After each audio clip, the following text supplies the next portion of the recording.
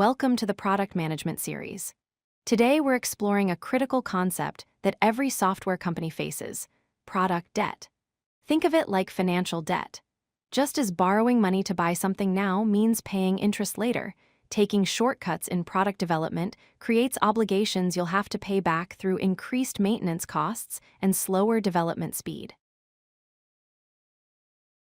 Product debt is the accumulated collection of technical shortcuts and compromises made during development. It's not necessarily bad decisions, but rather trade-offs where you chose speed over quality. These shortcuts might include writing quick and dirty code, skipping thorough testing, or avoiding proper documentation.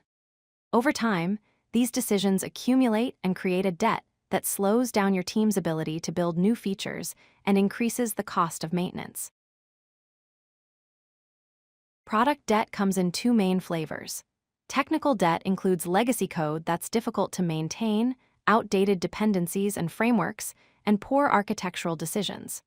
Design debt refers to inconsistent user interface patterns scattered across your product and poor user experience decisions that now need to be rectified. Both types slow down development and create friction for your team. Here's the fundamental tension in product management.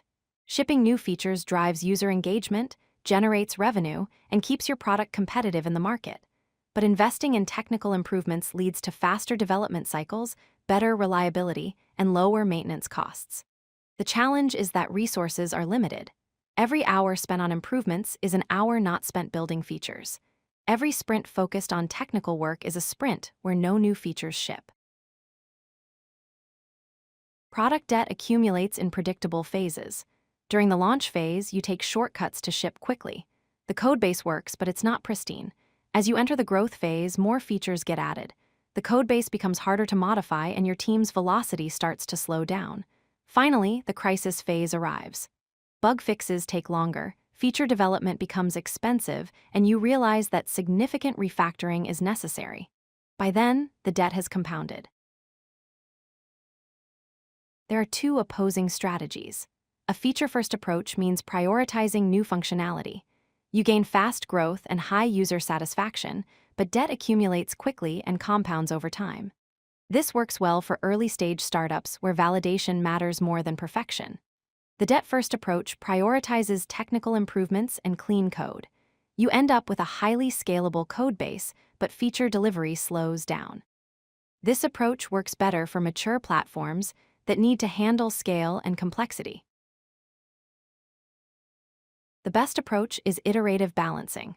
Rather than swinging between extremes, allocate a consistent ratio to both features and improvements in every sprint. A common split is 70% of your capacity toward features to drive business value and 30% toward technical improvements to gradually pay down debt. Monitor key metrics continuously. Track your team's velocity to detect slowdowns early. Measure your bug escape rate as a quality indicator.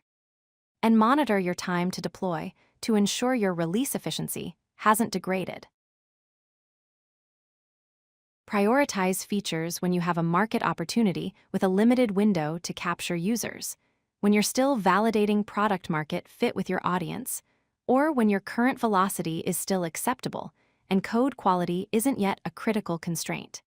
Shift focus toward technical improvements when your team's velocity is noticeably declining and shipping takes longer each sprint, when bug rates are rising and affecting your users, or when your engineering team is struggling with morale due to fighting with the code base constantly.